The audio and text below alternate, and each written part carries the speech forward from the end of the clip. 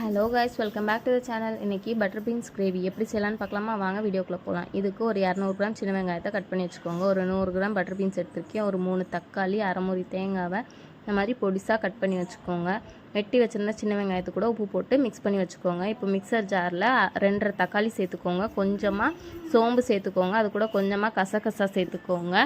அப்புறம் வெட்டி வச்சுருந்த தேங்காவையும் சேர்த்துட்டு கொஞ்சமாக கருவேப்பிலை சேர்த்துக்கோங்க. சேர்த்துட்டு மிக்சர் ஜாரை மூடி போட்டுருங்க. மூடி போட்டு நல்லா மையாக பேஸ்ட்டாக அரைச்சி எடுத்துக்கோங்க. இந்த கன்சிஸ்டன்சியில் எடுத்து வச்சுக்கோங்க. இப்போ பட்டர் பீன்ஸில் நல்ல தண்ணி முங்குற அளவுக்கு சேர்த்துட்டு கொஞ்சமாக உப்பு சேர்த்து மூடி போட்டு ஒரு 5லேருந்து 6 விசில் எடுத்து வச்சுக்கோங்க. அந்த பாருங்கள் நல்லா வெந்துருச்சு. இப்போ அரை தக்காளியை கட் பண்ணி வச்சுருக்கோம். இது கூட ஒரு காரத்துக்கு தேவையான அளவு சிக்கன் மசாலா, கொஞ்சமாக கரம் மசாலா, வீட்டில் அரைச்ச குழம்பு மிளகாய் தூள் எடுத்து வச்சுக்கோங்க.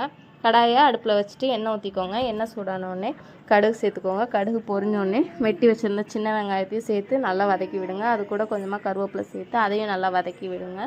நல்லா பொன்னிறமாக வதங்கினதுக்கு பிறகு தக்காளி சேர்த்துக்கோங்க. அதையும் சேர்த்து நல்லா வதக்கி விடுங்க. இப்போ நல்லா வதங்கினோடனே நம்ம மசாலா சேர்த்துக்கலாம்.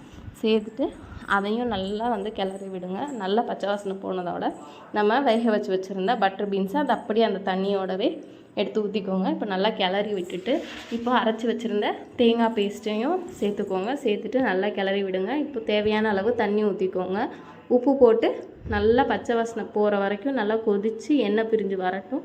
வந்ததோடு நம்மளோட பட்டர் பீன்ஸ் கிரேவி சூப்பராக ரெடி ஆயிடுச்சு.